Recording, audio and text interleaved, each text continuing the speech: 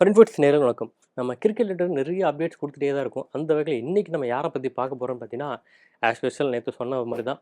நம்ம காம்பீர பத்தி தான் பார்க்க போறோம். ஸோ கௌதம் காம்பீர் சொன்னாலே 2 நாளா வந்து அவர பத்தின டாக் தான் நம்ம இந்தியா ஃபுல்லா இந்தியா மட்டும் இல்லைங்க. வேர்ல்டு வைடு வந்து நம்ம ஸ்போர்ட்ஸ் ரிலேட்டடா ஒரு பெர்சன் அப்படி சொன்னா கௌதம் கம்பீர் பத்தி தான் எல்லாருமே டாக்கா இருக்கு. ஸோ அவரு கடந்து வந்த பாதை அப்படின்னா, அது நிறைய விஷயம் நமக்கு தெரியாம இருக்கும். ஸோ என்னென்னன்றத இந்த வீடியோல நம்ம பார்க்க போறோம். ஸோ கௌதம் கம்பீர் நம்ம எல்லாரும் மாரியும் சாதாரண மிடில் கிளாஸ்ல பிறந்து அவரு ஸ்கூல்ல கிரிக்கெட் விளையாண்டது மூலமா தான் வந்து ஃபர்ஸ்ட் என்ட்ரியே நம்ம குடுக்க ஆரம்பிக்கிறாரு. ஸோ ஸ்கூல்ல அவர் வந்து ஸ்கூல் முடிச்சு காலேஜ் கூட முடிக்கலன்னு நெறைய பேர் சொல்லிட்டு இருக்காங்க. நானும் செக்ன்னு பார்த்தா அவர் காலேஜ் முடிக்காத மாரி தான் இருக்கு. ஏன்னா அவரு 10வது வயசுல வந்து கிரிக்கெட் விளையாட ஆரம்பிச்சதுனால வந்து ஸ்டெப் பை ஸ்டெப்பா வந்து கிரிக்கெட்லயே தன்னை ஃபுல்லா அர்ப்பணிச்சுக்கிட்டாருன்னு தான் கண்டிப்பா சொல்லணும். ஸோ அதனால தான் வந்து இந்தியன் டீமுக்குள்ள அவருக்கு இடம் கிடைச்சதுன்னே சொல்லலாம். ஸோ இந்தியன் டீமுக்குள்ள வந்த புதுசுல அவர் எவ்வளோ ஸ்ட்ரகிள்ஸ ஃபேஸ் பண்ணா நமக்கு எல்லாருக்குமே தெரிஞ்ச விஷயங்கள் தான். ஸோ அதுலயும் குறிப்பா முக்கியமான இன்சிடென்ட் அப்படின்னு பார்த்தீங்கன்னா, 2004ல இருந்து அவர் உள்ள வரும்போது ஆக்சுவலா 2004ல தான் நம்ம தல தோனியும் உள்ள வராரு. ஸோ அவரும் வந்து 1981ல பிறந்தவர் தான். ஸோ இவரும் வந்து 81ல பிறந்தவர் தான். ஸோ 2 லெஜெண்டுமே வந்து 2004ல தான் இந்தியன் டீமுக்கு டெபியூட் ஆறாங்க. ஸோ இவர் வந்து ஆஸ்திரேலியாக்கு எதிரா டெபியூட் ஆறாரு. நம்ம தல தோனி வந்து பங்களாதேஷ்க்கு எதிரா வந்தாரு. ஸோ இவர் வந்த பிறகு ஆரம்ப கட்ட காலத்தில டெஸ்ட்டுன்றது பார்த்தீங்கன்னா, அ இந்தியா வந்து அப்பதான் வந்து தல தூக்குற காலமா கண்டிப்பா இருந்துச்சு.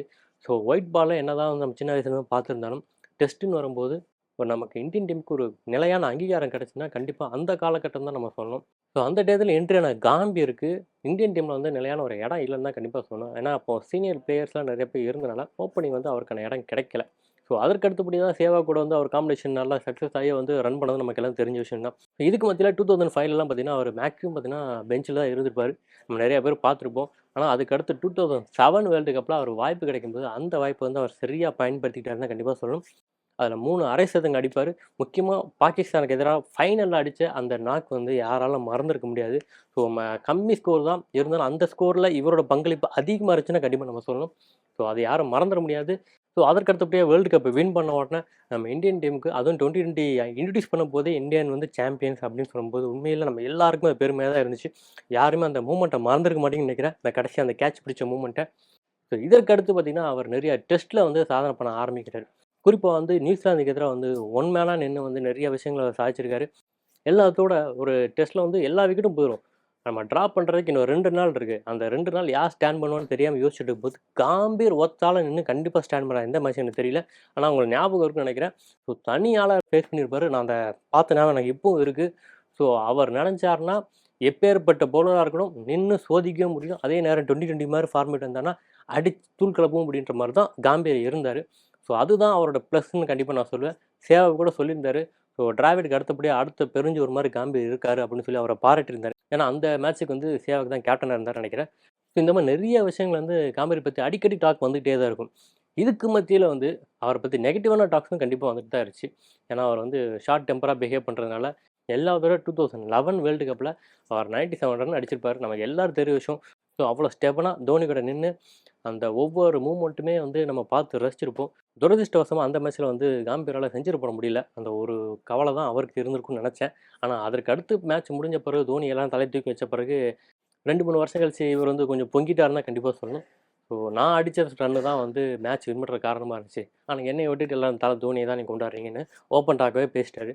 அதற்கடுத்து எங்க போனாலும் வந்து அவர் ஃபார்மேட்ல தான் இருந்தாரு. எங்க போனாலும் முறைக்கிறது, திட்டுறது, கோவப்படுறது, அக்ரெசிவான மோட்லயே எப்பவுமே இருந்தனால வந்து காம்பீர்னா இப்படிதான்னு சொல்லிட்டு நம்ம எல்லாருமே ஃபிக்ஸ் பண்ணிட்டோன்றது தான் உண்மை. ஆனா அவரும் அந்த மோட்லேருந்து மாறல. ஸோ விராட் கோலியோட பிரச்சனைலாம் வந்து ஒரு இந்தியன் டீமுக்குள்ள இருக்க பிரச்சனை இந்த அளவுக்கு வந்து பூதாகாரம் ஆகுமான அளவுக்கு நம்ம எல்லாரும் பேசிட்டு இருந்தோம். நம்ம மட்டும் இல்ல. வெளிநாட்டு கிரிக்கெட் பிளேயர்ஸ் கூட அத பத்தி பேச ஆரம்பிச்சுட்டாங்க. ஸோ இந்த மாரி ஒரு டீம்ல இருக்க 2 பேரும் வந்து இந்த மாரி வந்து மீடியா முன்னாடி வந்து பிஹேவ் பண்ணிக்கிறது, இந்த சொல்றது அதெல்லாம் வந்து எப்படி அப்படி இதில வந்து ஏத்துக்க முடியாத ஒரு விஷயங்கள் அப்படின்னு நெறைய பேர் சொல்லிட்டு இருந்தாங்க. இது எல்லாத்தையும் தாண்டி காம்பீர் வந்து இப்போ இந்தியன் கிரிக்கெட் ஹெட் கோச்சா வந்து வந்திருக்காருன்னா சாதாரண விஷயமே கிடையாது. உண்மையிலேயே அதற்கு அவர் போட்ட எஃபோர்ட் நிறைய கண்டிப்பா இருக்குன்னு தான் சொல்லணும். 2011 வேர்ல்டு கப்புக்கு அப்புறமா அவர் டெல்லியிலேருந்து கொல்கத்தா நைட் ரைடர்ஸ்க்கு வந்து மாறுறாரு. ஸோ கொல்கத்தா நைட் ரைடர்ஸ்க்கு 2012 அண்ட் 14 வந்து இவர் தான் கப் வாங்கி குடுக்குறாரு கேப்டனா இருந்து. ஸோ கேப்டன்சின்னு சொன்னோனே இன்னொரு விஷயத்த கண்டிப்பா நம்ம சொல்லி தான் ஆகணும். 2010ல வந்து நியூசிலாந்துக்கு எதிரா 5 ஓடிஐ சீரிஸ்ல விளையாண்டாங்க. அதில 5க்கு 5மே இந்தியா வின் பண்ணி, ஒயிட் வாஷ் பண்ணி வேற லெவல் ரெக்கார்ட்லாம் அவர் பண்ணியிருக்காரு. இதுக்கு முன்னாடி டெஸ்ட்ல ரெக்கார்டுன்னு பார்த்தீங்கன்னா, தொடர்ந்து 5 டெஸ்ட்ல வந்து 5 சதங்கள் அடிச்ச ரெக்கார்டு கண்டிப்பா காம்பீர்கிட்ட தான் இருக்கு. பிராட்மேனுக்கு அடுத்தபடியா வந்து அந்த ரெக்கார்ட் வச்சிருக்கிறது அவர் தான். அது மட்டும் இல்லாம தொடர்ந்து 11 போட்டிகள்ல வந்து தொடர்ந்து 11 அரை சதங்கள் அடிச்சு விவியன் ரிச்சர்ட்ஸோட ரெக்கார்டையும் சமன் செஞ்சிருக்காரு. ஸோ இந்த மாதிரி விஷயங்கள டெஸ்ட்ல வந்து கண்டிப்பா வந்து அவரால மட்டும் தான் பண்ண முடிஞ்சதுன்னு தான் உண்மை. So white ball and red ball வந்து எவ்வளோ டிஃபிகல்ட்டா இருக்குன்னு நமக்கு எல்லாருக்குமே தெரியும். ஸோ ரெட் பால்ல வந்து அந்த அளவுக்கு அவர் டேலண்ட் வச்சிருக்காருன்னா, அதற்காகவே கண்டிப்பா வந்து எல்லாருமே வந்து அவருக்கு சல்யூட் அடிப்பாங்கன்னு தான் நான் சொல்லுவேன். இது எல்லாத்தையும் தாண்டி பல கஷ்டங்கள் மத்தியில வந்து அவர் வந்து தன்னோட ரிட்டயர்மெண்ட்ட அறிவிக்கிறாரு. ரிட்டயர்மெண்ட்ட அறிவிச்ச உடனே வந்து நிறைய பேர் சொல்ல ஆரம்பிச்சுட்டாங்க. அவ்வளோதான் இனிமேட்டு காம்பீர் காலி, ஒதுங்கிருவாரு. அதுக்கேத்த மாரி அவர் வந்து அரசியல்ல போய் வேற ஜாயின் பண்றாரு. ஸோ அதற்கு அடுத்து வந்து திருப்பி கம்பேக் குடுப்பாரான்னு யோசிச்சுட்டு இருந்த டயத்துல வந்து ஐபிஎல் மூலம் திருப்பி கம்பேக் குடுக்குறாரு. ஸோ லக்னோ சூப்பர் ஜெயண்ட்ஸ் அவர் ஆரம்பிக்கும்போது இவர் தான் ஆலோசகரா இருந்தாரு. ஒரு டீம கட்டமைச்சு அத வந்து பிளே ஆஃப் வரைக்கும் கொண்டு வந்திருக்காருன்னா, கண்டிப்பா இவரோட பங்களிப்பு அதில அதிகமா இருக்குன்னு தான் சொல்லணும். ஸோ இத பார்த்த கேகேஆர் நிர்வாகம் 2024ல வந்து இவர் வந்து கேகேஆர் தூக்கிட்டு வராங்க.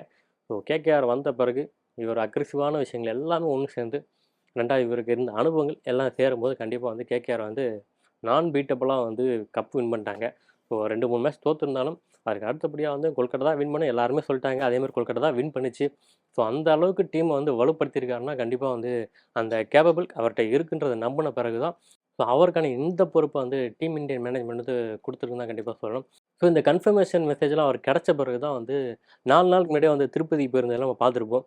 ஸோ அதுக்கடுத்து தான் நம்ம ஒரு 3 நாள் கழிச்சு நமக்கு தெரிய வந்துச்சு. ஸோ இப்போ வந்து அவர் சொல்ற விஷயம் என்ன பார்த்தீங்கன்னா, உண்மையிலே வந்து இந்தியன் டீம் மாரி ஒரு தலைசிறந்த ஒரு அணிய வந்து வழிநடத்துறன்றது எனக்கு ரொம்ப கௌரவமான விஷயம். இது வந்து எனக்கு கிடைத்த பாக்கியம் அப்படின்னு சொல்லியிருக்காரு. உண்மையிலேயே அவர் சொல்ற விஷயங்களும் ஓகே. இது எல்லாத்தையும் தாண்டி நம்ம இந்தியன் டீம்ல இருக்க சீனியர் பிளேயர்ஸோட வந்து அவர் எப்படி ஒத்து போக போறார்ன்றது தான் இப்ப எல்லாரோட கேள்வியாவும் இருக்கு. ஸோ வெயிட் பண்ணி தான் பார்க்கணும். ஸ்ரீலங்கன் சீரிஸோட அவரோட பதவிக்காலம் ஸ்டார்ட் ஆகுது. ஸோ அதுக்கு முன்னாடியே வந்து இந்தியன் டீமோட ட்ரெய்னிங் செஷனாக இருக்கட்டும், இல்லாட்டி பிளேயர் செலக்ட் பண்ணுற விதம் எல்லாமே அவர் கைக்கு கண்டிப்பாக போயிரும்னு தான் சொல்லணும். ஸோ அவர் செலக்ட் பண்ணி டீம் அறிவிக்கும்போது தான், அவர் என்ன மாரி முடிவுலாம் எடுத்திருக்காரு, என்ன மாரி யுத்திகள கையாள போறாருன்னு நமக்கு தெரிய வரும். ஸோ இது மட்டும் இல்லாம, இன்னும் அவர பத்தின அரசியல் விமர்சனங்கள் நெறைய வந்துகிட்டு தான் இருக்கு. அது எல்லாத்தையும் அடுத்த வீடியோல உங்களுக்காக குடுக்க நான் காத்துட்டு இருக்கேன். இந்த வீடியோ இதோட முடிச்சுக்கிறேன். மீண்டும் அடுத்த வீடியோல உங்கள சந்திக்கிறேன். அதுவரை உங்களிடம் விடைபெறுவது சண்முகம்.